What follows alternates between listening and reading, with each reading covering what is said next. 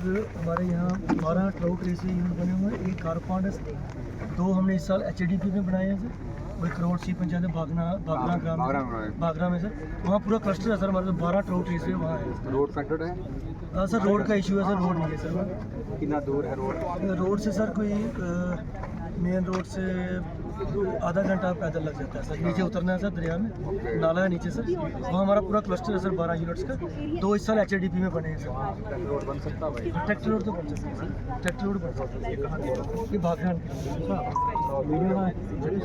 वहाँ नाले में सर 2 पुल भी देखे सर, मैं एक लोहे का पुल था, लकड़ी का पुल था, वो है सर। और सर हमारे यहाँ कोई 10 हमारे सर लो कास्ट हाउस ऑलरेडी बने हैं सर, ये हमारी स्कीम है सर। और कौन है भाई? बस संजय परिहार जी जो कोतवाड़ा से ताल्लुक रखते हैं, मैं उनसे रिक्वेस्ट करता हूं कि वो आए। जो चीजें यहाँ पर डिस्कस हुई उनको दोबारा दोहराने की जरूरत नहीं है, अगर उनके पास नया है कुछ वो 5 मिनट में खत्म करें। डीसी साहब और जितने भी डिग्नेटरीज यहाँ पे बैठे हुए हैं, द्राबशाला वालों को मुबारकबाद कि आज डिस्ट्रिक्ट के PM प्राइम मिनिस्टर हमारे सामने खुद आ गए। रही बात आज का जो दरबार है या दरबार था, कंक्लूजन पर है, ये खास RR प्लान को डिस्कस और उसके प्रति कुछ भी आपकी राय हो उसके रिगार्डिंग था। और RR प्लान की बात करें, रिहेबिलिटेशन और रीसेटलमेंट प्लान, अब जाहिर सी बात है ये किसके बारे में बात होगी?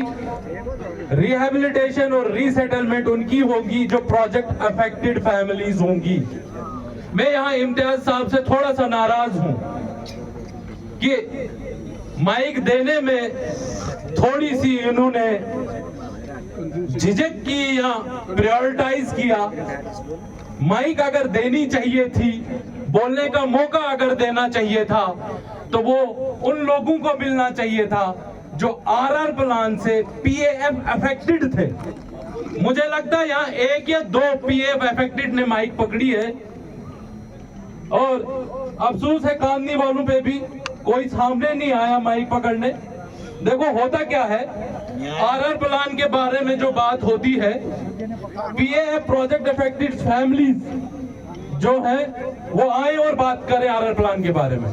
जो आपका नया DC साहब RR प्लान है, इसमें गालबन 130 करोड़ का पैकेज है ये, और रिहेबिलिटेशन जिसमें डिस्प्लेस्ड फैमिलीज हैं। आपने डिस्प्लेस्ड फैमिली की बात की है, कुछ कांदनी के आते हैं, कुछ यहाँ नीचे हमारी चौधरी बस्ती थी उसके आते हैं, लेकिन द्राबशाला के अफेक्टेड तो हैं जमीनों की वजह से, कंस्ट्रक्शन डिस्टरबेंस की वजह से, मगर ये लोग डिस्प्लेस्ड नहीं है। इसके लिए द्राबशाला वालों ने, मैं बात करूं 0 पॉइंट कैचमेंट एरिया की, इन्होंने कई सारे पीसफुल प्रोटेस्ट भी आपके सामने रखे, अपनी रेजोल्यूशन लेकर आए। 2-4 दिन से वो डंपर की डिमांड्स भी कुछ जो भी थी पब्लिक की, वो हम साइड रखते हुए RR प्लान में जितना भी रिहेबिलिटेशन और रीसेटलमेंट फैमिलीज के लिए है वो 20 करोड़ है। मैं चाहता हूं एक तो इसको रिवाइज किया जाए, जो ये फैमिलीज रीसेटलमेंट की जा रही हैं इनके लिए थोड़ा सा, ये गालबन 18 लाख बनता है पर फैमिली हाउस होल्ड के, मैं चाहता हूं थोड़ा सा इसको बढ़ाया जाए। और यहाँ जो गुजर बस्ती नीचे 2012 में रिहेबिलिटेट कराई गई है, चलो कांदनी तो अभी छेड़ा नहीं गया, वो जब सबमर्ज होगी तब होगी, लेकिन जो यहाँ गुजर बस्ती है वो 2012 से रिहेबिलिटेटेड है, उनका मुआवजा, उनका अमाउंट उनको दे दिया जाए। रही बात बचे हुए 10 गालबन 100 करोड़ की RR प्लान में, उसमें से 70 करोड़ जो लोकल एरिया डेवलपमेंटल फंड्स हैं, हमें आपसे ये गुजारिश है लोकल एरिया में प्रायोरिटी कीजिए। लोकल एरिया हम पहले द्राबशाला को लेकर 0 पॉइंट को लेकर चले, जो आपका लोकल एरिया डेवलपमेंटल फंड्स और CSR 100 करोड़ का है, ये कम से कम इस एरिया को डेवलपमेंट करें। आपके RR प्लान के दूसरे पेज में ही आपको ये बताया गया है DC साहब, grinning of the catchment area. Catchment area यही वो द्राबशाला है, अगर आप देखो जिस जगह पे हम हैं, ये लहूलुहान, ये खेतों से हरियाला था। अब क्या है कि अगर आप ग्रीनरी थोड़ा सा इसको प्लांटेशन ड्राइव या किसी तरीके से एनवायरमेंटल एस्पेक्ट से देखकर इसको चलाएं तो शायद हमारे लिए जो डस्ट का, शायद हमारे लिए जो नॉइज का पोल्यूशन है ये इफेक्ट कम हो जाए। ये चीजें आप यहाँ पे कराएं और बाकी जितने भी डेवलपमेंटल फंड्स हैं वो इसी एरिया में यूटिलाइज हों। हाँ, मुआवजे की ही बात कर रहा हूँ। और मुआवजा है कुछ रोड्स का। डीसी साहब, मैंने पंडिता साहब के पास आपके लिए एक रेजोल्यूशन रखा था। अभी भी द्राक्षाला का नाम सिर्फ बदनाम है।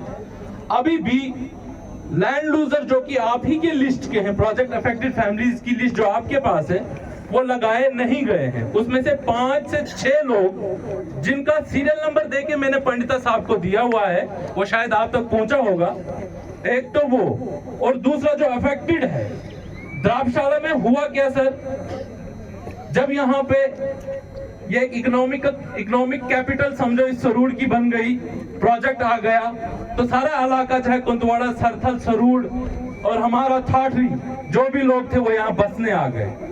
अगर आप एक्चुअल द्राक्षाला को 0 पॉइंट के समझो, द्राक्षाला और ये डोलती बस्ती है जो अब पानी से महरूम है। अब जितनी बिजली आती थी वो अब पूरी पहुंच नहीं पाती, जितना पानी आता था वो पूरा पहुंच नहीं पाता। और ना यहाँ पे कुछ ऐसे प्रावधान किए गए हों कि हम लोगों के लिए जितना एरिया था, ना हमारे पास बाथरूम है ना बाकी डेवलपमेंटल चीजें।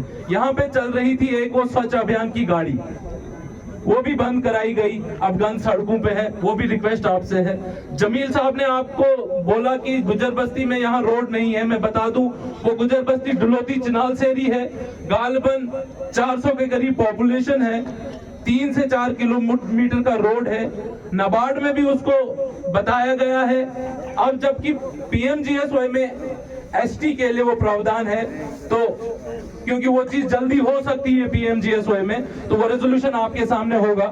मैं आबिद साहब से गुजारिश करता हूँ, लैंड लूजर की कॉपी है मोहम्मद अमीन मत्तू साहब की, ये आपके सामने रखें ताकि इनको भी कंसीडर किया जाए। ये जॉबलेस है, ये जॉबलेस है, जबकि प्रोजेक्ट में हमारे हरपाल साहब कह रहे हैं 1700 लगाए गए होंगे, लेकिन जो प्रायोरिटी होनी चाहिए थी लगाने की वो 0 है।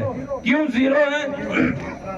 एक फैमिली के 5-5 लोग लगाए जाते हैं, 5-5 भाई लगाए जाते हैं, और उसी फैमिली के वो 5 भाई नीचे प्रोजेक्ट में गाड़ियां भी लगाते हैं। और एक गरीब का बच्चा डैम टॉप पे रहता है, वो कब से चिल्ला रहा है जनाब मैं ड्राइवर हूं, मैं हैवी व्हीकल ड्राइवर हूं, उसकी कोई पूछ नहीं है। क्यों? हरपाल साहब के साथ डायरेक्ट ऊपर से कोई जाता है भाई ये लगाने हैं, नाम द्राक्षाला का बदनाम है, द्राक्षाला के कोई लगे नहीं। तो मैंने जो लिस्ट दी हुई है पंडिता साहब के पास, मैं गुजारिश करता हूं उसको एम्फसाइज कीजिए, उसको चेक और वेरीफाई कीजिए। हम कोई न सियासत कर रहे हैं। साहब सर थे नजदीक मैं हाजी गुलाम अब्बास सुरूर टटानी से, और हाजी गुलाम अब्बास सुरूर टटानी से हूँ। जनाब, जो पीएमजीएसवाई तलासू से टटानी बमनआग रोड निकला है, गुलाम अब्बास, उसमें जो जमीन गई है उसका मुआवजा भी नहीं मिला। जो मकान गए हैं हमारे, वो पैसा मेरा दबाया है। पीएमजीएसवाई वालों ने 50-50 हज़ार रुपया खाकर वो 3-4 आदमियों को पैसा दिया, 2-2, 3-3 दफा पैसा दिया, लेकिन मेरा 1 लाख रुपया दबा कर रखा है एसीआर साहब। वो क्यों रखा है? और ये गरीबों को पैसा दबा कर रखा है। जो अमीर लोग हैं जिन्होंने पैसा दिया उनको 50-50 हज़ार, वो उनको पैसे 25 लाख रुपया बांटा। मुझे मुआवजा दिया जाए, वो जो मेरा बकाया है वो मेरा पैसा दिया जाए। डीसी साहब जी, मैं थोड़ा कुछ बोलना चाहता हूँ। मेरा नाम सुरेश परिहार है। सर, मैं मेगा के बारे में कुछ बोलना चाहता हूँ कि मैंने इस कंपनी में 6 कंपनी में मैंने काम किया, 6ठी कंपनी मेरी मेगा थी। इन्होंने एक कानून निकाला डीसी साहब, मैं आपके कानून में ये बात सुनाना चाहता हूँ। मैंने आज तक बहुत प्रोजेक्टों में काम किया हुआ है। जयप्रकाश कंपनी में, डीएसपी कंपनी में, पटेल कंपनी में, एल&टी कंपनी में मैंने काम किया हुआ है। इन्होंने एक कानून निकाला हुआ कि भाई आप रिटायरमेंट कर रहे हैं, 6-7 बंदों को इन्होंने रिटायरमेंट की। मैंने मेगा वालों को पूछा कि भाई आप एक लेटर मुझे दीजिए कि आपने किस लेटर में आप ये बंदों को निकाल रहे हो। बोलते जी इनकी उम्र हो गई। सर मैंने जब जिस कंपनी में मैंने काम किया हुआ था, मैंने वहां उस वक्त जो इंचार्ज था उसकी ट्रांसफर हो गई। सर अगर कंपनी से बंदा निकाला जाता है उसका हिसाब किया जाता है। एक ठेकेदार के साथ एक मजदूर काम करता है, उसका जब फाइनल होता है उसको वो हिसाब दिया जाता है, उसको घर नहीं भेजा जाता है, उसका पैसा दिया जाता है। मैंने मेगा को पूछा कि भाई आपने तो हमें निकाला हुआ है, आप हमें क्या दे रहे हैं? बोलते जी हमारे कानून में कुछ नहीं लिखा हुआ है। मैंने बोला आप कानून दिखाइए। आप वो लेटर निकाले कि आपने हमें रिटायरमेंट किया हुआ है। और सर हमारा जो पैसा कटता है पीएफ, ये पूरे हर कंपनी में पीएफ कटता है हर वर्कर का। मैंने इनके पास 10 बार गया सर। मैंने इनको बोला कि भाई मेरा जो पैसा कटा हुआ वो पैसा कहाँ है? मेरा 92,000 पैसा कटा हुआ है सर। जब मैं इनके पास चला गया, बोलते जी आपका नाम ही नहीं है, आपका नाम ही नहीं है, आपका पैसा है ही नहीं। मैंने बोला भाई मेरा पैसा कहाँ गया? मैंने हर मुलाजिम से पूछा। इनका जो HR में अमन दत्ता जी हैं, 6 बार मैं उसके पास गया, 6 बार उसके पास पैसा भेज गया सर। और उसने बोला कि मैं कर रहा हूं भाई, आपका पैसा भेज रहा हूं। मुझे जून में निकाला गया। मैंने इनको लेटर मांगा कि भाई आपने वो लेटर दीजिए, आपका किस कानून में लिखा हुआ। मेरे जितने भी साथी कंपनी में काम कर रहे हैं उनकी उम्र 62 साल 64 साल है, वो अभी भी कंपनी में काम कर रहे हैं। मगर मेगा में ऐसा उसूल कहाँ से है? ये उस कानून में बताएं, लिख कर लेटर दिखाएं कि भाई हम आपको रिटायरमेंट कर रहे हैं। न कोई हमारा इसमें हिसाब। 6 बंदे कोर्ट में घूम रहे हैं। मैंने कोर्ट में केस नहीं किया क्योंकि मैं दूसरी कंपनी में भी जाना चाहता हूं सर। मगर ये मेगा के वर्कर ऐसे बैठे हुए हैं HR में जो हमें पैसा मांगते हैं 10-10 हजार रुपया कि भाई आप हमें पैसा दीजिए, हम आपका काम करेंगे। अब आप बताइए सर, अगर हमारा पैसा काटा हुआ पैसा वो हमें नहीं मिलेगा, ये मेगा का ये हाल है सर। आप सर इस पे पूरा ध्यान दीजिए सर। इससे ज्यादा मैं कुछ नहीं बोलना चाहता। जनाब बाइज्जत बावकार DC साहब और हमारे तहसीलदार साहब और बाकी जितने भी यहाँ मौजूद साहिबान बैठे हैं, हम इनका शुक्रिया अदा करते हैं। और मैं एक शेर DC साहब के लिए बोलना चाहता हूँ। वो आए थे हम सैर करने, सैर गुलशन कर चले, संभाल माली बाग अपना, हम तो अपने घर चले। ये इसलिए इनको कह रहा हूँ मैं, 2010 में इनके कहने पे हमने प्रोजेक्ट के लिए इन्होंने हमें ज़बरदस्ती चेक पकड़ाए थे कि लो भाई यहाँ आपको एक तोहफा आया है, इसको आप कामयाब कीजिए। और बगैर मुआवजे के हमने इनसे वो चेक लेके अपनी ज़मीन जो भी थी उनको प्रोवाइड प्रोजेक्ट को दे दी। और उसके बाद आज 14 साल के बाद इनके दीदार हुए और अल्लाह ताला ने इनको तरक्की दी। और अब ये DC साहब के रूप में, हमारे एक रहबर के रूप में हमारे सामने आए हैं। लेकिन मैं DC साहब से ये गुजारिश करना चाहता हूँ और उन साहिबान से, लीडर साहिबान से भी ये गुजारिश करना चाहता हूँ जो हम लोगों को एक वो जंगली जानवर की तरह समझते हैं और हमारे अंदरूनी हालात नहीं देखते हैं। मुझे अफसोस होता है उन लोगों पे कि जो हमसे ये ड्रामा करते हैं।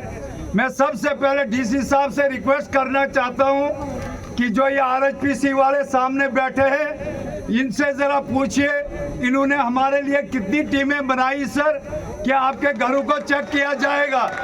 यहाँ पे हम थूकते हैं इस काम को, हमें कोई काम की जरूरत नहीं है। अगर हमें काम के बारे में कोई बेचना चाहता है या काम की, हमें काम की जरूरत नहीं है। हम सिर्फ आपसे ये रिक्वेस्ट करना चाहते हैं जो हमारे यहाँ के ट्रेडमैन हैं उनको रोजी रोटी दी जाए। और मैं ये आरएचपीसी वालों से कहना चाहता हूँ जो इन्होंने धांधली यहाँ पे मचाई है डीसी साहब, ना हमें क्या यहाँ पे उस आपके दौर में जब आप एसीआर के ओहदे पे थे सर, आपने जीवीके से हमें स्कूल की बसें प्रोवाइड कराई थी, यहाँ पे एक एम्बुलेंस प्रोवाइड कराई थी, यहाँ पे एक मेडिकल टीम बैठती थी। और हमारा जो भी है मतलब हम किसी, मुझे लग रहा है सर उस दौर में उस वक्त बाल मेरे काले थे, इस वक्त पूरा सफेद का सफेद हो चुका हूँ सर। मगर दुख इस बात का है सर, इस वक्त हमारी जिम्मेवारी कोई लेता ही नहीं है। ये हमारे घर पड़े हैं सर, ये आरएचपीसी ने खोद के रख दिए हैं। अगर सुबह 3 दिन बारिश हो जाएगी सब घर गिर जाएंगे। फिर भी हम धर्मशाला वालों पे ब्लेम लगाई जाती है कि आप प्रोजेक्ट को साथ नहीं देते। अब कितना साथ देंगे सर? इससे पहले भी सर मैं आपसे गुजारिश करना चाहता हूँ, पहले डीसी साहब आए, 3 महीने उन्होंने हमसे धरने दिलाए। यहाँ पे हमारी माँ बहनों को बताया गया कि हाँ आपको डस्ट अलाउंस दिया जाएगा, यहाँ पे एक डिस्पेंसरी प्रोवाइड की जाएगी, एक एम्बुलेंस रखाई जाएगी और जितने भी यहाँ के बेकार बच्चे हैं सबको यहाँ पे ट्रेड ड्राइवरी हो, ज़्यादा से ज़्यादा यहाँ पे के कारपेंटर है सर, मैसन है, ड्राइवर है सर। लेकिन अभी तक वो बच्चे जो है बेकार पे है यहाँ पे सर। कोई भी उनके बारे में हम मेगा के पास जाएंगे सर, वो कहते हैं आप आरएचपीसी के पास जाओ, आरएचपीसी वालों के पास जाएंगे वो कहते हैं कि आप मेगा वालों के पास जाओ, मेगा वालों के पास जाओ सर वो कहते हैं आप डीसी साहब के पास जाओ। अब हम लोग कहते हैं कि हम जाएं तो जाएं कहाँ सर? मेरी आपसे गुजारिश है सर, यहाँ पे हमें किसी भी चीज़ की फैसिलिटी नहीं है। 3-4 बार की 5 बार अभी तक आरएचपीसी ने हमारी जो है वीडियोग्राफी की है सर, उसका कोई रिजल्ट अभी तक नहीं है। सिर्फ हमें कहते हैं कि ये ब्लैकमेलर है, ये मुफ्त के पैसे ढूंढते हैं, हम इनको मुफ्त के पैसे नहीं देते हैं। हर मकान यहाँ पे क्या किया जाए सर, ब्लास्टिंग से इवन देन जो पार का एरिया पड़ा है सर, वही मसला पार हुआ सर। अब हमें ये पता नहीं है, शाम को लीडर हमारे साथ होता है, वो कहता है जी आप हड़ताल करो, वाकईतन आपके मकान क्रैक हो गए, गाड़ियाँ रश से चल रही हैं। तो ये सुबह को उनको किश्तवाड़ में कौन सूंघ जाता है, सुबह वो कहते हैं हम आपके साथ नहीं है, हमें पता नहीं है। हम आपसे ये रिक्वेस्ट करना चाहते हैं सर, ये कौन सा दौर है? ये तो ईस्ट इंडिया कंपनी भी नहीं करती है सर। अगर जब एज ए ह्यूमन बीइंग बंदा ही नहीं रहेगा सर, उस प्रोजेक्ट या उस तरक्की को करना क्या है? ये तो मोदी जी ने नहीं कहा है सर, मोदी जी ने ये कहा हमें सबका साथ और सबका विकास है। ये कौन सा विकास है सर? हमें घास में फेंका जा रहा है सर। ये देखो हमारी लाइटों का हाल, ना हमें बिजली भी नहीं होती है। ये देखो सर हमें पीने का पानी भी नहीं है सर, वो पाइप में पड़ी है, नालों में पड़ी है सर। कोई वहाँ पे सफाई का हाल देखो पूरे बाजार में सर। मैं आपसे ये रिक्वेस्ट करना चाहता हूँ कि हमें सर आरआर प्लान का भी आज बताया जाए और हमें क्या क्या मुद्दे, हमें कौन से काम करने हैं। कोई भी बात हो सर, हमें ये कहा जाता है ओए ऐसे लग जाएगा सुबह तुम्हें, और सर हम क्या दहशतगर्द है सर? अपना हक मांगना भी गुनाह है सर। हमें सिर्फ ये रिक्वेस्ट है आपके साथ, जिस तरह से आप हमें उस वक्त हमारे सरबराह 2010 में बन के आए थे, वही जस्टिस हमें चाहिए सर, उसी तरीके का जस्टिस चाहिए सर। हमें आज ये फेक न्यूज वाले नहीं चाहिए सर, ना हमें फेक लीडर चाहिए सर। हमारी जो है दिल की ड्राइवर वो सुनी जाए सर, हमें बाकी कोई इन्हीं अल्फाजों से और खासकर आरएचपी वालों से बताया जाए सर इनको प्रोजेक्ट किस तरह पे बनाना है और इनके क्या लाज है सर। हम क्यों अपनी माँ बहनों को लाके रोड में रख देते हैं सर? इन्हीं चंद अल्फाजों से मैं गुजारिश करना चाहता हूँ सर, इस पे संज्ञान लिया जाए सर। ओके सर, धन्यवाद।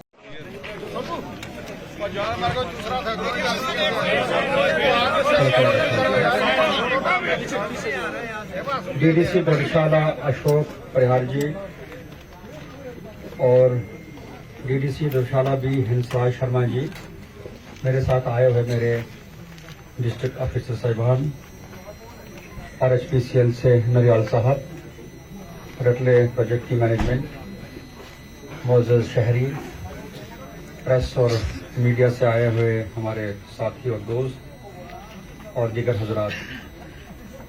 आज इस पब्लिक दरबार का मकसद आप तक पहुंचना था। ये गवर्नमेंट की एक प्रायोरिटी है, इंस्ट्रक्शन है कि जिला इंतज़ामिया जो है वो आवाम तक पहुंचे। हर महीने हम कहीं ना कहीं पब्लिक दरबार करते हैं। पीछे 2 महीने इलेक्शन का पीरियड रहा, फिर 1 महीने किसी और वजूहात की वजह से मैं आपके यहाँ तक नहीं पहुँच पाया। मैंने अभी तक ज़िले के अंदर, अभी 4 महीने मुझे नहीं हुए हैं, लेकिन 5-6 जगह पंचायत में मैं ज़रूर गया और लोगों से मेरी बात हुई। आप लोगों से भी डेपुटेशन की सूरत में आप लोग आते थे और मुझे इस इलाके के मसाइल के बारे में एक आइडिया दफ्तर में बैठकर भी हुआ था। यहाँ किसी हमारे पुराने साथी ने कहा कि 2010 में जिस तरीके से आप लोगों के साथ इंसाफ करते थे, हमें उम्मीद है वैसे ही आप करेंगे। मैं आपको यकीन दिलाता हूँ, तब तो मैं असिस्टेंट कमिश्नर रेवेन्यू था, अब मैं डिप्टी कमिश्नर हूँ। आप ये उम्मीद रखो कि उससे कई गुना आप लोगों का काम बड़े ट्रांसपेरेंट तरीके से, जिसको भी इंसाफ की जरूरत होगी उसको इंसाफ मिलेगा, मैं यकीन दिलाता हूँ। जहां तक आपके मसाइल का ये सवाल है, आपने एक आइडिया हो जाता है बोलने के लिए, तो सब आदमी जो है वो बोलेंगे। इंडिविजुअल होता है, फिर इलाके का होता है। मुझे इस बात की खुशी है कि आप लोगों ने मैक्सिमम इलाका की बात की है, किसी ने अपना जाती मसला जो है यहाँ पे नहीं रखा। लेकिन हमारा फर्ज जाती मसला सुनना भी है, इसलिए भी हम आए। अगर आज वक्त नहीं है तो इसका मतलब ये नहीं है कि हम जाती किसी के मसला ना सुनेंगे, हम वो भी सुनेंगे। हमारे तहसीलदार साहब इधर होते हैं, हमारे जिले के अंदर सीनियर ऑफिसर्स ADC ACR होते हैं, और मैं वहाँ पे आप लोगों के लिए हाजिर होता हूँ। मीटिंग जब ना हो, जब मैं किसी इलाके में ना हूँ, तो मैं हमेशा आप लोगों को सुना करूँगा। दरवाजे आपके लिए खुले रहेंगे, आप अपनी बात कभी भी कर सकते हैं। इसके अलावा मैंने जिले के अंदर एक सेल बनाया है जो 24 आवर्स काम करता है, 24 घंटे। आपको शायद इस बात का पता नहीं होगा, जवानी शायद मुझे अभी नंबर याद नहीं है, मेरे ऑफिस वाले आपको आज ही बता देंगे, या भी बता दूंगा मैं, बता देंगे। आप किसी भी वक्त फोन कर सकते हैं, रात को भी लड़के वहां ड्यूटी पे होते हैं। आप अपना मसला, इलाके का या जाती मसला, आप लिखा सकते हैं, रजिस्टर मेंटेन होगा, और आपको 2 दिन 4 दिन के बाद उसके ऊपर कार्रवाई क्या हुई वो आपको फोन करके बता देंगे। यह मैंने यहाँ पे सिस्टम रखा है आप लोगों के लिए। इसके अलावा आज मैं आया हूँ, इसका मतलब ये नहीं है कि आज मैं आया हूँ और दोबारा मैं नहीं आऊंगा, मैं फिर आऊंगा। और हम जो बोल रहे हैं, हम देखेंगे कि आप लोग कितने मुतमईन हुए। ये नहीं खाली हम आए, बातें की और चले गए और फिर आ गए, और ऐसा नहीं होगा। दोबारा आने का मकसद ये होगा कि अगर 100% नहीं हुआ होगा तो 50% काम तो आपके होने चाहिए, अगली बार में आऊं। और दूसरे वाले जो होंगे वो पाइपलाइन में होने चाहिए। मकसद ये है, मैं आपके साथ आता रहूंगा और आपके साथ बात करता रहूंगा। खुशकिस्मती आपकी यह है कि इस किस्म का बड़ा दरबार आज 3.5 महीने में पहली बार धर्मशाला से शुरू हुआ, और वो इसलिए शुरू हुआ कि यहाँ के बहुत सारे मसाइल मुझे बीच में आते रहे, फोन करके बताना पड़ा। कभी हमको सख्ती करनी पड़ी, कभी हमें गुस्से में बोलना पड़ा, कभी कभी हमें खुश होता था कि आप लोग भी अच्छा यहाँ से बोलते हो, ताउन देते हो एडमिनिस्ट्रेशन को। हर आदमी अपने अपने हिसाब से जो है वो इंटरप्रेट करता है, सोचता है, ये हर किसी का इंसानी फितरत होती है। लेकिन ओवरऑल अगर देखा जाए तो आप लोगों ने ये अभी तक एक्नॉलेज किया कि यहाँ प्रोजेक्ट बना, प्रोजेक्ट का फायदा आप लोगों तक पहुंचा है। नेशनल प्रोजेक्ट है ये हमारी शान है यहाँ की धर्मशाला की। और किश्तवाड़ जिला पूरा, किश्तवाड़ जिले में इतने मेगा प्रोजेक्ट चल रहे हैं, ये देश में और पूरे वर्ल्ड में आपका जो किश्तवाड़ का नाम है वो प्रोजेक्ट की वजह से ही जाना जा रहा है।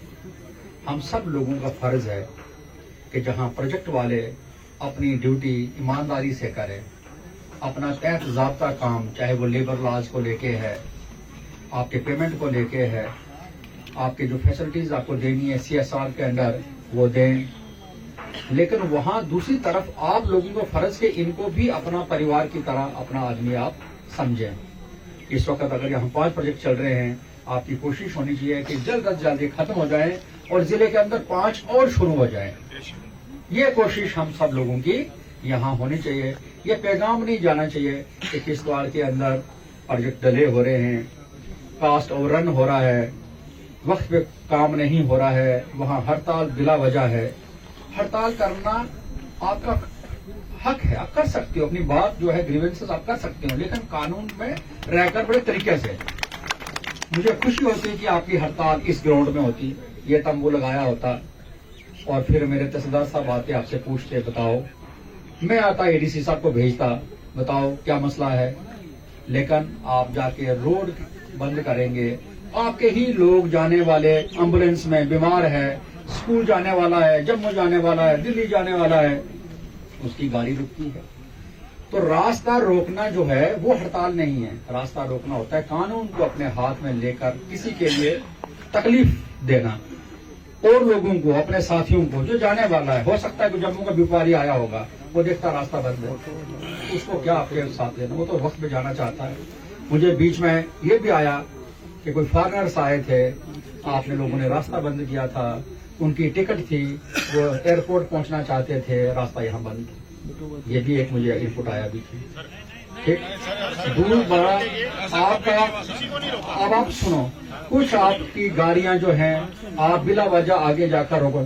गाड़ी रोकना एक बता दूं मैं कि गाड़ी रोकना खाली आपके लिए नहीं बोल रहा हूं, पूरे जिले के अंदर मैं बोल रहा हूं कि मसले के लिए जब आपके लिए इंतजामिया आपके लिए सुनने को तैयार है, तहसीलदार का ऑफिस है, नायब तहसीलदार का ऑफिस है, असिस्टेंट कमिश्नर है, एडिशनल DC है, दूसरे डिस्ट्रिक्ट अफसर्स आपकी बात को सुनने के लिए तैयार हैं, तो आप रास्ता रोकोगे, दैट मीन्स आप मसल पावर दिखा रहे हो कि मैं गाड़ी आगे जाने नहीं दूंगा। वो तरीका अपना ग्रीवेंस आप दूसरे तरीके से रख सकते हो। आपका कोर्ट इसलिए बने हैं, सरकार ने कोर्ट यहाँ रखे हैं, आप अपना मसला कोर्ट में जाओ, हमको वहां जवाब देना पड़ेगा। मुझे पार्टी बनाओ कि डिप्टी कमिश्नर बात नहीं सुनता है, मैं जवाब दूंगा वहां कि मैं आप लोगों के लिए क्या कर रहा हूं, मेरा वीडियो क्या कर रहा है, तहसीलदार क्या कर रहा है, SDM क्या कर रहा है। लेकिन ये आपसे मैं सवाल नहीं रखूंगा आज के बाद, जो हो गया वो हो गया। लेकिन मेरा आपके बीच में आने का मकसद यह है कि आज के बाद आपका भरोसा, ट्रस्ट एडमिनिस्ट्रेशन के ऊपर पूरा होना चाहिए 100%, कि जो भी एडमिनिस्ट्रेशन करेगी वो कानून के दायरे के अंदर पब्लिक के लिए करेगी।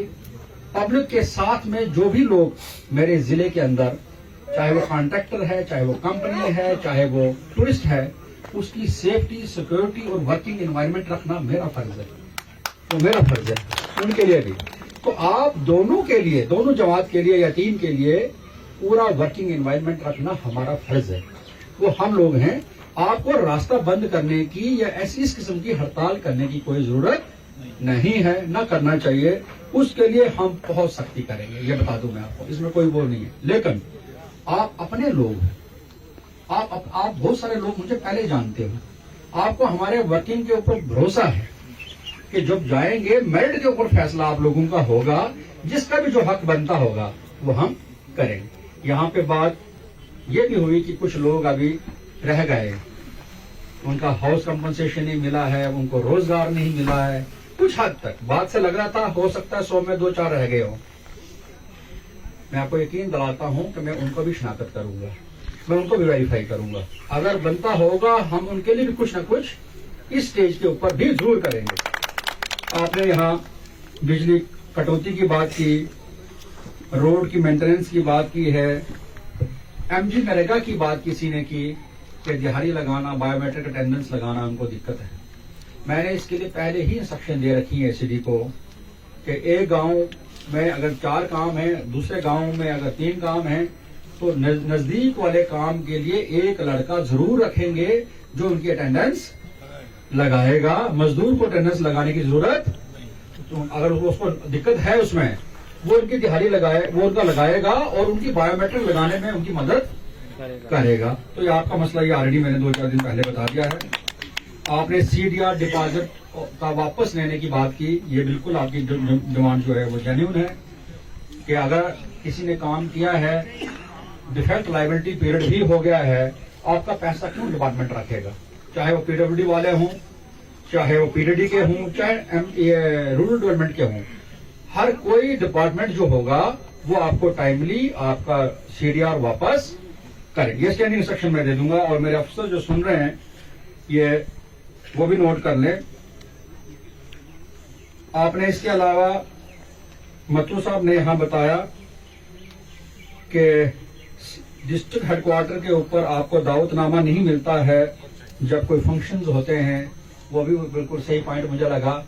जब मैंने 1-2 फंक्शन किए और मैंने कहा भी कि कोई भी आदमी किसी मजहब और मिलत के उनको बुलाओ, उन्होंने बोला जनाब दूर के हुआ है। उसी दिन 16 अगस्त को, और उसमें कुछ कागज जो थे वो मुकम्मल नहीं थे और फिर हम इलेक्शन में लगे। इलेक्शन के टाइम में तो इतना गैदरिंग करना, ये बातचीत करना, इस किस्म के काम करना, उस पर रुकावट थी, आप जानते हैं।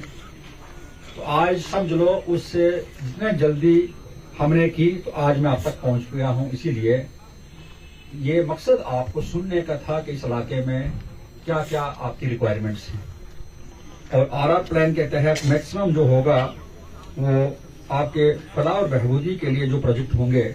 आपने स्कूल की बात की है अभी तक, अब आपने थोड़ा सा उसमें में चेक करना पड़ेगा। आपने सेंट्रल स्कूल बोर्ड यूज किया है, तो सेंट्रल स्कूल बनाना जो होता है उसके अपने पैरामीटर्स होते हैं। उतना इस पहाड़ी इलाके में पहले तो जमीन मिलेगी, वो है या नहीं है। दूसरा फिर सेंट्रल स्कूल को यहाँ सैंक्शन करवाना, और फिर उसका इंफ्रास्ट्रक्चर उस स्कूल का उस प्रोजेक्ट के बराबर बनाना, क्या हमारे प्रोजेक्ट प्लान के उसमें आएगा।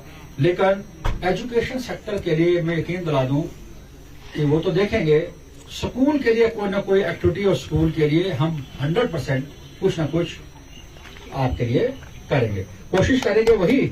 अगर वो नहीं हुआ लेकिन स्कूल के लिए जरूर। आपने हेल्थ की बात की, कुंतवाड़ा इलाका जो है दूर दराज इलाका है, इसमें कोई शक नहीं। उस इलाके में मैंने कल ही रात को आपके धर्मशाला के लिए एक प्लान बनाया है कि 4-5 लोग चाहे प्रोजेक्ट के लिए ही इसके खर्चे पे कुछ ना कुछ करके यहाँ आप लोगों को दस्तयाब, जिसमें डॉक्टर, 2-4 नर्स हैं, एक ऑर्डरली, ताकि आपका एक डिस्पेंस वो 2 इलाके के लिए कुछ ना कुछ आपके लिए, वो मैंने रात को ही किया, उस पर काम मैं कर रहा हूँ, ऑलरेडी मैंने कर दिया। और आप मैं उसमें और तेजी लाऊंगा, क्योंकि वो तो मैं कॉमन सेंस से कर रहा था। अब तो मुझे लगा कि आप लोगों ने डिमांड किया है, उस पर मैं तेजी लाऊंगा। मैं आपने वॉशरूम्स की बात की है यहाँ पे कि कोई वॉशरूम नहीं है, कोई पार्क नहीं है। आपके ऑनरेबल MLAs तीनों जिले के अंदर, ये बता दूं मैं, उनकी तरफ से भी मुझे अभी तक आपकी फलाह और बहबूदी के लिए बहुत सारे फोन आए हैं कि लोगों के लिए बेस्ट पॉसिबल यहाँ पे आपकी डिमांड्स जो है उसको मीट आउट करना है। मैंने वो उनकी डिमांड्स जो तब तक मुझे बताया है, आप ही डिमांड उनके थ्रू जो आई हैं उनको नोट किया है। वो भी मैं कोशिश करूंगा कि RR प्लान में जैसी आपने बातें बताई हैं, ऑलरेडी उन्होंने मुझे हाईलाइट की है, इनके ऊपर भी हम काम करेंगे। कांदनी में आते ही दफा मैंने बताया कि कांदनी क्यों नहीं उठा। जब मैं यहाँ तैनात नहीं था तब भी मैं किश्तवाड़ के बारे में जम्मू में अनऑफिशियली रिव्यू लेता था, पूछता था क्या वहाँ चल रहा है। मुझे बताया गया था कि कांदनी जो है अभी उठा नहीं वहां से। कांदनी का काम मैं आपको यकीन दिलाता हूँ 2-4 दिन के अंदर आप उठाना शुरू कर देंगे। आप लोग उनको जो पैसा देना है हम दे देंगे, और वो जल्दी उठाना है वहां से, ताकि रोड का काम या और काम, प्रोजेक्ट के काम आपके जल्दी हो जाए। उसमें एक सवाल मैंने आज ही सुबह पूछा, आधी दफा गाड़ी में मैंने कुछ देखे, कुछ लोग घर बना रहे थे अभी, जबकि नए घर नहीं बनाने होते हैं। जब नोटिफिकेशन निकलता है उसके बाद और कोई दोबारा उसमें मजीद इजाफा नहीं करता है, डेटा फ्रीज हो जाता है। मान लो मेरे आने से पहले 5 साल पहले किसी ने बोला होगा यहाँ पे 35 घर है, और लिस्ट बन गई और पैसा हमने मांगा और सैंक्शन होके आ गया। आज अगर आप बोलोगे वहां 40 वो 10 में कहां से करूं? इसलिए मैंने ये कहा और मुझे फीडबैक ये मिला कि साहब उस टाइम का फोटोग्राफ और वीडियोग्राफी हमारे पास दस्तयाब, और मैं देखूंगा। यहाँ पे डिमांड आई 2-3 जगह से, अगर वो मकान जो रह गए अगर वो उस लिस्ट में होंगे, उस वीडियोग्राफी या फोटोग्राफी में मुझे मिलेंगे, मैं यकीन दिलाता हूँ उनकी तरफ से मैं लड़ूंगा। मगर वो जो आज कोई बना रहा है नोटिफिकेशन के बाद, उसका हल जो है बहुत मुश्किल है, ये बता दूं मैं। और वो जल्दी आप लोगों को उठाएंगे। आपके अकाउंट्स मैंने यहाँ आने से पहले 80% तक शायद लिए हैं, क्यों 80% लोगों के अकाउंट मैंने ले लिए हैं। मैं आपको यकीन दिलाता हूँ कि जैसे मैंने कहा 3 दिन के अंदर कादनी उठना चाहिए, 3 या 4 दिन हायर साइड, और 4 दिन के अंदर आपके अकाउंट में पैसा यहाँ जो आए हैं सबको मिलेगा मेरी तरफ से। मगर आपसे वादा यह है कि जितने जल्दी हो सके उसके बाद आपने वैकेट करना अपना शुरू करना है, ठीक है, जो डिस्प्लेस लोग हैं। इसके अलावा जो भी वेलफेयर स्कीम है आपकी ट्रेनिंग के लिए, गरीब बच्चों के लिए स्किल डेवलपमेंट पे, वो हम जरूर करेंगे। आपने रोड का मसला बताया कि वो डैम बनने से एक रोड जो है 100 मीटर बोले या कितनी, अभी के रोड कुंतवाड़ा साइड में बंद हो जाएगा, बताया ना? किसने बोला था? अभी 2 लोगों ने बोला किसी ने कि वो बंद हो जाएगा, आपने बोला। उस रोड को जरूर बनाएंगे। आपने एक रोड ऐसे बताया डीडीसी साहब ने कि वहाँ हरिजन बस्ती तक वो रोड जो है और लैंड जो है वो RHPCL की है, ये बताया। उसको 4-5 दिन के अंदर शुरू कर देंगे काम, फिर 4-5 दिन के अंदर उसको शुरू कर देंगे हम काम। बता दिया मैंने कि पहले अपना ही तरीके से डिपार्टमेंटल उसको जो है काम शुरू कर देंगे। इसके अलावा पानी की यहाँ पे डिस्ट्रिक्ट के अंदर बहुत प्रॉब्लम है। एक्शन साहब जब आए तो कुछ लोग हंस रहे थे। अब हंसने के 2 मतलब थे। एक तो ये था कि ये बेचारा क्या करेगा इसके हाथ में, दूसरा था ये झूठ बोलता है। 2 ही चीजें। लेकिन इनका रिव्यू मैं रोज करता हूँ, अभी भी 2 दिन के बाद फिर रिव्यू है। जल जीवन मिशन के तहत जब मैं जिले के अंदर आया हूं तो मैंने एक यहाँ पे कदम उठाया है। शायद आपको पता नहीं होगा, कुछ लोगों को पता होगा। मैंने हर गांव से 15 से 20 आदमी, खुसूसन नौजवान लोग, उसको उसके नाम लेकर डेटा बना के अपने दफ्तर से जोड़ने की कोशिश की है। वो लिस्टें मुझे बन गई हैं। और मैंने ये भी कहा है कि ये 15 लोग नहीं, पूरा गांव जो है मेरे साथ जुड़ सकता है। ये लिस्ट और इसमें इजाफा हो सकता है। वहां मैंने एक सेल बनाया है कि जब भी मैं किसी गांव में जाऊं या मेरा ऑफिसर गांव में जाए, वो लोग सबसे पहले आगे वाली लाइन में होकर मिलने चाहिए। क्योंकि बाकी लोग, कुछ लोग इंटरेस्टेड अगर नहीं है बातचीत में, अगर कुछ लोग जो हैं वो कुछ करना चाहते हैं, अपना कंट्रीब्यूट करना चाहते हैं डेवलपमेंट में, वो लोग शाना बेशाना एडमिनिस्ट्रेशन के साथ रहने चाहिए। वो लिस्ट, उसमें अपना नाम आप शामिल कराओ। मैंने वो विलेज वाइज बनाई है। आप उसको लिस्ट बनाने का मतलब यह है कि आप हमारी आंख के और हाथ और बाजू रहकर एडमिनिस्ट्रेशन का काम करेंगे। आप हमको बताएंगे कि क्या ये जल जीवन मिशन की जो स्कीम है कितनी फीसद बन गई, अड़चन कौन डाल रहा है, पानी साफ आ रहा है नहीं आ रहा है, पाइप सूखी तो नहीं है खाली। इसीलिए वो कदम है कुछ जिसका ऐलान मैं यहाँ कर रहा हूँ। तो आप आज अपने इलाके में जाएं, गांव में देखें कि वो नाम कौन से हैं। उनको मेरी तरफ से इन्विटेशन है कि वो मुझे मेरे ऑफिस में जो सेल बनाया है उसको फोन कर ये बताएं कि आपके इलाके में क्या क्या काम किस स्कीम का हो रहा है। अब नंबर आप नोट करें, नंबर आया हो, लिखो नंबर सब लोग। ये लैंडलाइन नंबर है 259555 259555 कोड लगाकर। और दूसरा मोबाइल नंबर है 94842174 9482। मैं रिपीट करता हूँ 9484217492। ये नंबर है वहां का कंट्रोल रूम का, जो पानी की हालत जो है आप लोगों का पोजीशन उसको इम्प्रूव करने के लिए है। अब आप लोग बोलते हैं मजाक से आगे से जनाब पानी ही नहीं है। अब बेचारा ये एक्शन मेरा कहां से लाएगा? जब आप हंस रहे थे तब मैं सोच रहा था ये कहां से लाएगा। लेकिन एक बात बताऊं, इसलिए गवर्नमेंट ने आपके लिए 450 करोड़ रुपया किश्तवाड़ के लिए रखा है। 450 करोड़ रुपया है पानी के लिए आपका, लेकिन वो तब तक ग्राउंड में नहीं लग सकता जब तक आप लोग हमारा साथ नहीं देंगे। इसीलिए लोगों ने और गवर्नमेंट ने मिलकर पानी समिति कमेटीज बनाई हैं। आप लोग बताएंगे किस नाले में पानी है, कौन सा अच्छा पानी है। आप लोग बोलेंगे कि पानी आ रहा है नहीं आ रहा है। आप लोगों ने सर्वे बतानी है, आप लोगों ने क्वालिटी के बारे में फीडबैक देना है। आप लोगों ने मिलकर ये ऑनरेबल प्राइम मिनिस्टर साहब का एक बहुत बड़ा मिशन मोड के ऊपर ये स्कीम जो है लॉन्च की गई है पूरे इंडिया में, कि आपको साफ सुथरा पानी पाइप वाला कनेक्शन घर में मिले। जब तक आप लोग नहीं जुड़ जाओगे इस मिशन में, एक एक्शन क्या करेगा? इसलिए मेरी आप सब लोगों से रिक्वेस्ट है कि हम दोष अपने एक्शन को दें। इससे आप जाएं, इससे काम लेना है, इसके जेई से काम लेना है। एक्शन साहब के साथ उसको बुलाओ जेई को अपने, और उसके साथ रहकर अपने इलाके में पानी का काम करो।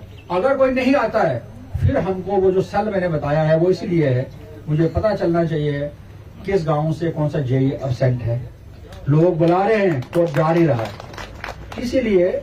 लेकिन जब तक आप सब लोग नहीं मिलेंगे एक आदमी कोई बदलाव नहीं ला सकता। इस वक्त अब 3 महीने रह गए हमारे पास। हमने रूरल डेवलपमेंट के काम डिस्ट्रिक्ट के अंदर करने हैं।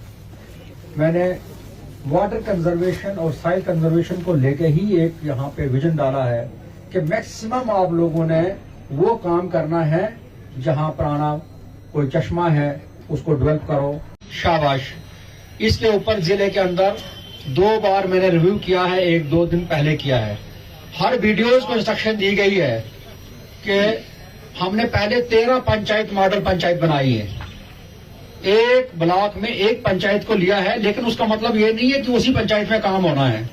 काम सब में होगा, लेकिन उस पंचायत को हमने 80 स्कीमें मैंने इस लिस्ट बनाई है। 80 स्कीम। आप सब लोगों के पास 80 स्कीम गवर्नमेंट की लिस्ट जो है 24 घंटे आपके फोन में आपके जेब में होनी चाहिए, लेकिन हम फायदा नहीं उठाते हैं। गवर्नमेंट ऑफ इंडिया की स्कीम्स हैं, यूटी गवर्नमेंट की स्कीम्स हैं, 80 के करीब उनकी फहरिस्त मैंने बनाई है ताकि आप लोगों को पता चले, आप इसका फायदा उठाएं। और वो जो 13 पंचायतें मैंने बनाई है, एक पंचायत एक ब्लॉक में, उसमें यह भी है कि आपने पॉलीथीन का इस्तेमाल नहीं करना है। आपने नशा जो है वो बंद करवाना है। तंबाकू, सिगरेट, जो भी ड्रग्स हैं, ड्रग्स के खिलाफ आपने जंग छेड़ देनी है। कोई भी नशा नहीं होना चाहिए। आप लोगों को हमें साथ होना चाहिए इसका। पॉलीथीन को बंद करो। इस पॉलीथीन ने तबाही कर दी है, नालियां बंद हैं, पानी हमारा जमीन मिट्टी खत्म है, इसको बीमारियां फैल रही हैं। प्लास्टिक का इस्तेमाल जिले के अंदर मैंने प्लास्टिक को बैन किया, 144 लगाया दफा जो पुराना आप बताते थे, लेकिन फिर भी आप आ रहा है। आप कौन उठाएगा बताओ? आप ही लोग अपने घर से शुरू करेंगे। तो आज मुझे ये यकीन दिलाओ कि आप अपने शाम को जाकर आप सब लोग पॉलीथीन अपना घर में निकाल कर वीडियो साहब के APLW के हवाले करो। झोले रखो, थैले रखो पुराने, ठीक, वो रखो। और चूंकि इस प्लास्टिक से बहुत सारी बीमारियां हो रही हैं, हम लोग तो लाते हैं वहां से, कुछ लोग तो चाय भी लाते हैं प्लास्टिक में, तो इससे बहुत बीमारियां हो रही हैं। लिहाजा ये बैन किया गया है। सफाई के लिए आपने कहा गांव आपके साफ सुथरे होने चाहिए, वीडियो साहिबान को हदायत दी है, गाड़ी वो आपकी चलेगी। आपने प्रोजेक्ट में गाड़ी का बताया, अब गाड़ी के लिए आप लिस्ट दे दो, आप तहसीलदार साहब को लिस्ट दे दो। सुनो, दो चीजें आप करेंगे। आप दे दो कितने बच्चे ठाठरी जाते हैं, मुझे लिस्ट दे दो तहसीलदार साहब को अपने, और कितने बच्चे यहां से ऊपर गांव से नीचे आते हैं? 2, क्योंकि इस पे तो नेशनल हाईवे पे तो गाड़ियां चलती हैं। जो मुझे समझ आती है इस इलाके की, वो ऊपर आपका जो है, जो टॉप पे ये रोड जाता है सलाना से ऊपर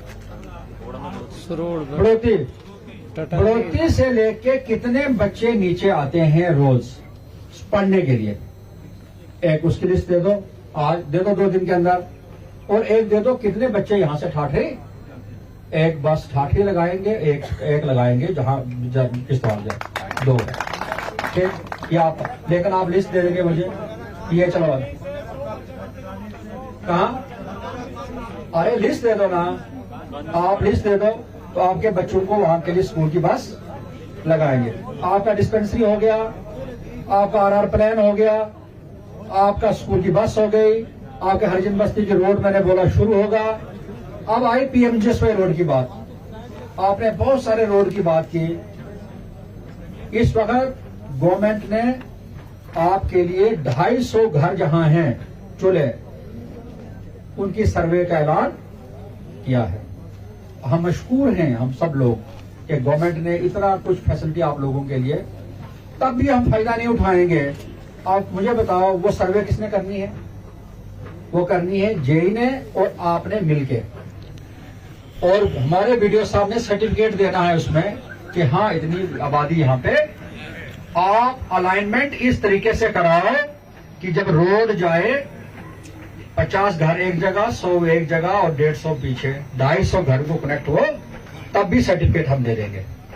आई समझ कि अगर एक ही जगह नहीं होंगे लेकिन उस रोड के उसमें होंगे। अलाइनमेंट किसने करानी है? आप लोगों ने, लोकल लोगों ने।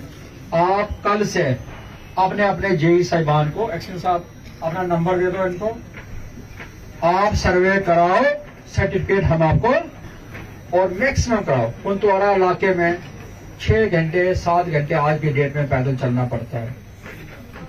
जितने मोड़े उधर हैं उनको पीएमजीएसवाई में सर्वे, तो रोड आपका वो वाला उस स्कीम के अंदर बनाएंगे। एक और रोड की बात आपने की, वो रोड हमने नाबार्ड में ऑलरेडी डाली है। क्या था उसका नाम? हाँ, वो हमने नाबार्ड में ऑलरेडी डाली है।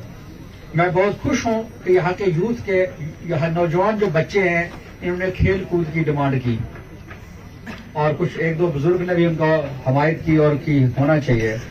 खेल कूद के लिए खेलो इंडिया, प्राइम मिनिस्टर साहब ने आप बच्चों के लिए, इसके लिए पूरा एक खेलो इंडिया प्रोग्राम जो है वो रखा है। ऑनरेबल एलजी साहब ने हमको हदायत की है कि हर जिले के अंदर यूथ के लिए प्ले ग्राउंड बनाने हैं, यूथ को एंगेज करना है। आपके लिए स्पोर्ट्स के लिए भी जरूर कुछ ना कुछ और प्लान में हम यहाँ पे, टेबल टेनिस की आपने बात की, इंडोर स्टेडियम की बात की, वो जरूर हम यहाँ रखेंगे। इसके अलावा जिले के अंदर जो इनिशिएटिव लिए गए हैं वो लिए गए हैं जंगल बचाओ। और आपने भी किसी ने क्या बात की यहाँ पे कि डस्ट है, मेन जो इशू है आप लोगों का, मिट्टी, धूल मिट्टी आपने की। धूल मिट्टी के लिए प्रोजेक्ट के ऑलरेडी मैंने बोल रखा है, ये 2-3 टैंकर रोज रोड साइड पानी। और फिर ब्लास्टिंग वाली जो है वो मैं नहीं रोक सकता, ब्लास्टिंग वाली जो है ये वो कहां कैसे वहां रोकेंगे उसका एक, लेकिन कंट्रोल्ड ब्लास्टिंग जो साइंटिफिक तरीके से होगी जितनी भी ये करेंगे। लेकिन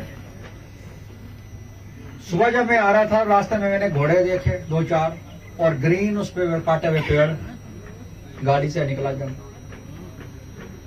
एक तरफ हम पेड़ लगाने की बात कर रहे हैं जिले के अंदर, दूसरी तरफ से वो पेड़ कट रहे हैं। हमारे लगाए हुए पता नहीं बनने भी हैं, लेकिन सामने वाला जो है पेड़ आप काट रहे हो वो तो दिख रहा है। जंगल बचाओ आंदोलन जो है आप लोग सब लहा चलाएंगे, मुझे यकीन दिलाओ। कोई भी पेड़ नहीं काटना है, ठीक है? आपको एलपीजी गैस दूसरे वाली है वो लगाओ, कुछ हीटिंग सिस्टम कोई और रखो। लकड़ी का ये ग्रीन फेलिंग मत करो। सूखी लकड़ी के लिए आपका जो बालन है वो फॉरेस्ट वाले देंगे, उसका रेवेन्यू वाले आपको परमिशन देंगे, अपनी जमीन में होगा, लेकिन ग्रीन फेलिंग जो है टोटली बंद करो। एक और है, आप लोग ये आपने एम्प्लॉयमेंट की बात की, आओ आप सब लोग मिलके ये बताओ मुझे कि आप पेड़ कितने लगाएंगे इस इलाके में।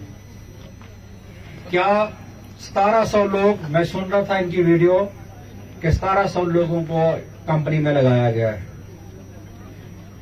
आज के बाद मैंने ही उनसे डिमांड रखनी है कि 1700 वाले लोग जितने भी लगे हैं वो एक 100 पेड़ लगाएंगे खुद।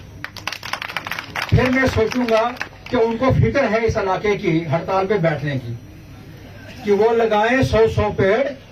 जितने लड़के लगे हैं, चाहे ड्राइवर है, फोरमैन है, वो 100 पेड़ लगाएं। मैं जंगल वालों को, जंगलात महकमा को ये हिदायत दूंगा, वो आएंगे, आपके साथ बैठेंगे और एक आदमी जो शख्स लगा है प्रोजेक्ट में वो 100 पेड़ लगाएगा। उसके लिए फॉरेस्ट डिपार्टमेंट आपकी मदद करेगा, रूरल डेवलपमेंट आपकी मदद करेगा, रेवेन्यू वाले आपका जमीन देंगे जहां लगाने हैं। लेकिन मैं ये उम्मीद करूंगा कि आप इस प्रोजेक्ट को अपनाओगे। पेड़ लगाने से ये सिग्नल दोगे कि ये प्रोजेक्ट हमारा है, खाली बातें नहीं। और जब पेड़ लगाओगे तो आने वाली जनरेशन के लिए यहाँ पे एक जंगल आपको याद रहेगा कि ये फलाने वाली चोटी पेड़, जो पेड़ है, ये हमने प्रोजेक्ट के लिए उस टाइम में लगाए थे। तो आप लोगों के सारे जो डिमांड्स हैं वो हमने नोट किए हैं। ये तो चंद बातें मैंने बताई आपको, इसके ऊपर अलग से मेरे ऑफिसर्स ने नोट की हैं। हम देखेंगे और उसके ऊपर हम कार्रवाई करेंगे। हम फिर दोबारा एक बार फिर दोबारा मिलेंगे। आपका कौन सा आप बार बार बोल रहे हैं? थोड़ा सा गुस्ताखी माफ सर। एक पॉइंट बताओ जल्दी से। जो 2 पॉइंट, 3 पॉइंट है। बताओ। एक पॉइंट, यस, चलो आगे याद आ गया। वो पर्ची में लिखा था, बोल दिया मुझे। क्रैक्स का बताया था इशू। क्रैक्स के लिए जब मैं आपकी वीडियोस देखता था इधर से, तो मैंने उसी टाइम में चेक किया था। क्रैक्स के लिए एक कमेटी ऑलरेडी हमने बनाई है और इधर किसी ने बताया भी कि जनाब रिपोर्ट वो बनाई है, मगर हमें पता नहीं उन्होंने किया क्या है। ये भी बोला, ये मैंने नोट किया। आपको मैं यकीन दिलाता हूं, उसके ऊपर जो कमेटी है मैं चेक करूंगा। अगर आप मुतमईन नहीं हुए होंगे, मैं दोबारा से फिर भेजूंगा उस कमेटी को। वो एक एक घर को देखेगी।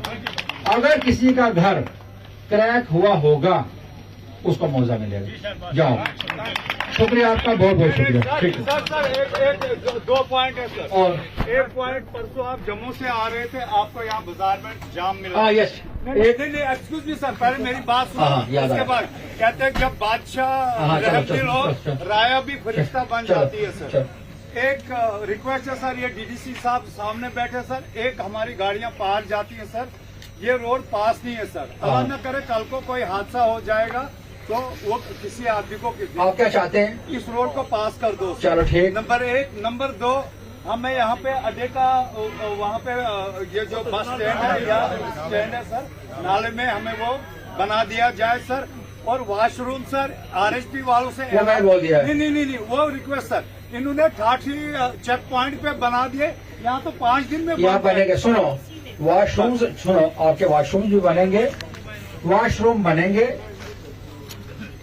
आपके शहर के लिए। मैं बताना भूल गया, मैं जब यहाँ आया हूँ 2 बार मैंने बोला है नो पार्किंग जोन। धर्मशाला में नो पार्किंग जोन, कोई गाड़ी नहीं लगेगी। तब तक के लिए ऑलरेडी मैंने तहसीलदार साहब को इंस्ट्रक्शन दिए, मैंने मीटिंग किए दो और मैंने पूछा भी बात है। तब तक टेम्परेरी गाड़ियां लगाने के लिए कोई ना कोई जुगाड़ आपका करेंगे। हम कोशिश करेंगे कि यहाँ एक मल्टी